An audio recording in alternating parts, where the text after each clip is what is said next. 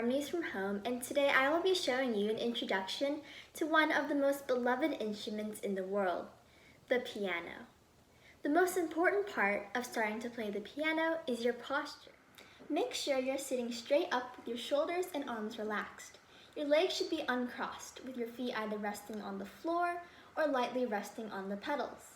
When you're ready to play, lift your hands onto the keys. The next aspect of playing piano is curved hands. Your fingers should be relaxed, not flat, and not with your wrists arched. This is important because it affects the tone of the keys that you play and helps you coordinate articulation and dynamics. Now let's go over how the piano exactly works, because you can't start to learn the instruments without knowing how the sound is produced. Pressing a piano key initiates a hammer inside the piano, which strikes the strings from below. The strings are supported by bridges attached to the soundboard. When the string vibrates, the bridge transmits the vibrations to the soundboard, which produces the round and mellow sound that you hear from the piano.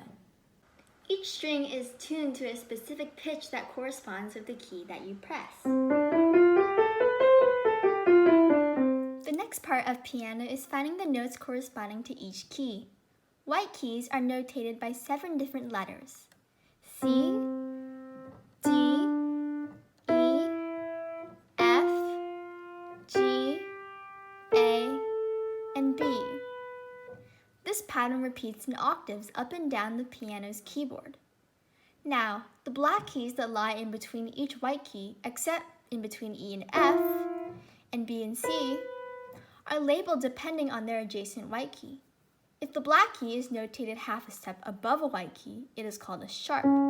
For example, this black key right here would be C sharp because it is a half step above C. Correspondingly, if the black key is notated a half step below a white key, it is called a flat. For example, this note is also a half step below D, so therefore it would be also called D flat. Each black key has 2 letter names, a flat and a sharp each.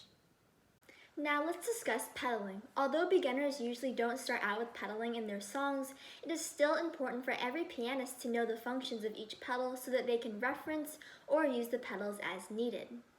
Out of the 3 pedals, the right pedal, called the damper pedal, is used the most often. When pressed, it sustains the notes and allows them to continually sound until either the pedal is released or until the vibration concludes naturally on its own. Here is an example without the damper pedal.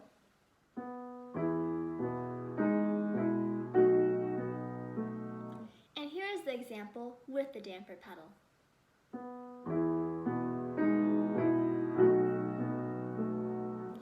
As you can hear, not only does the damper pedal allow notes to be connected in a legato, smooth manner that would be difficult to achieve without it, but it also enhances the resonance and the quality of tone. The middle pedal is called the sostenuto pedal, and it is used to sustain the notes that are held down when the pedal is pressed, allowing other notes to be played during the duration of the sustained notes or notes. For example,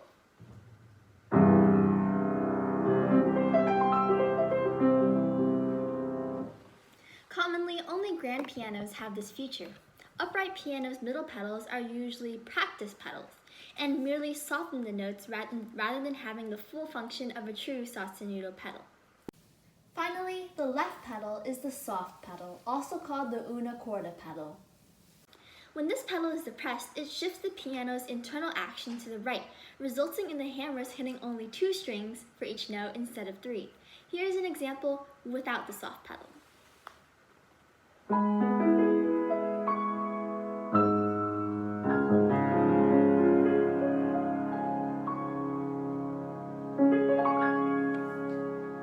And here is an example with the soft pedal.